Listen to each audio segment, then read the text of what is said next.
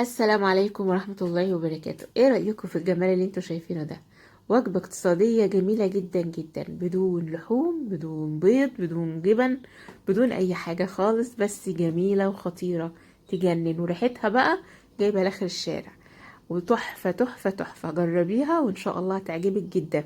اقتصادية جدا، جنب شوية مخلل بقى، شوية زيتون. وعلى فكرة الزيتون ده احنا عاملينه على القناة، لو عايزة تشوفي الفيديو اكتبي لي في التعليقات وانا احط لك الرابط بتاعه.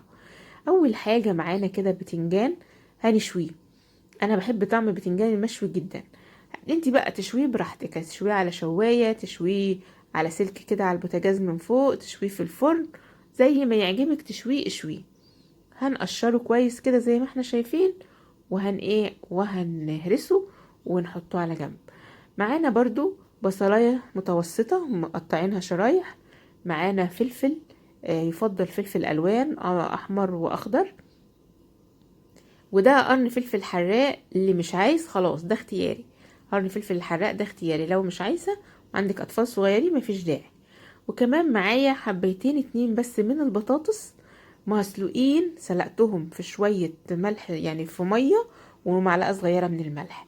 لما استوت جدا وفعصتها، يعني هرستها كويس قوي، هاجي كده في طاسة فاضية واحط فيها مادة دهنية، معلقتين 3 من الزيت، ونزلت بقى بالبصلة اللي انا وريتها لك المقطعة دي، وعليها معلقة من الثوم المهروس. هنشوح كويس قوي البصل والثوم مع بعض لحد لما يدبلوا كده، ما تستهنهوش يحمر قوي، يدبل بس.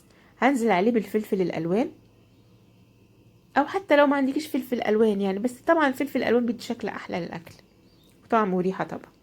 معايا حبيتين اتنين من الطماطم مضروبين في الخلاط ومعصورين كويس قوي، هنزل عليهم. كل الحاجات دي بتتشوح مع بعضها، هسيبها بقى تتسبك كويس، وهنزل عليها بعد كده ملح وفلفل وكمون وكزبرة. دي كزبرة ناشفة.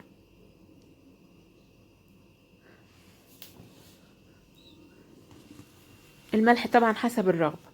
وهسيبها بقى اغطي عليها واسيبها تتسبك خالص زي ما انتم شايفين كده.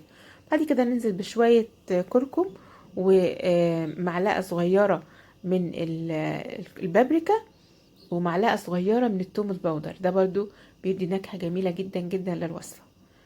هاجي بقى بعد كده ما خلاص كل الخضار اتسبك مع بعضه، هنزل بالبتنجان المشوي. انا سويت البصل على نار هادية لحد لما استوى كويس. بعد كده وسبكت الطماطم برضو على نار هادية، ودلوقتي النار هادية. بعد كده هننزل بالبطاطس المهروسة اللي احنا هرسناها، ومفيش فيها اي حاجة، هي مسلوقة بس بشوية ملح، مش اكتر من كده. دي كمية البطاطس اللي احنا عملناها، هي عبارة عن بطاطستين، والبتنجان كانوا 3. هديكي كمية حلوة جدا. الوصفة دي بقى خطيرة جدا جدا جدا، ولا تقولي بقى زيت ولا قلي ولا الكلام ده كله، ولا اي حاجة مكلفة خالص، ولا هتاخد معاكي وقت كمان، بس في الاخر النتيجة روعة. و3 معالق زيت وعملنا احلى وصفة، يعني جميلة جميلة جدا. ولا محتاجين بقى جبن ولا محتاجين بيض ولا اي حاجة. شايفة؟ اما لو تشمي ريحتها بقى هايلة، هتجوعي. تعملي بقى منها سندوتشات جميلة جدا، او تغمسيها برضو بالعيش كده عادي، حلوة قوي قوي، جنب شوية مخلل، جنب شوية زيتون. حلوة جدا جدا، وسهلة وسريعة، تنفع فطار، حتى تنفع غدا، تنفع عشاء، تنفع في اي وقت تكوني مستعجلة فيه عايز تعملي حاجة سريعة وحلوة. تنفع سندوتشات برضو حلوة جدا جدا. يا ريت بقى لو عجبك الفيديو تعملي لنا لايك وتشتركي في القناة وتفعلي زر الجرس عشان يوصلك منا كل جديد مع وصفاتنا، ووفري فلوسك. شكرا والسلام عليكم ورحمة الله وبركاته.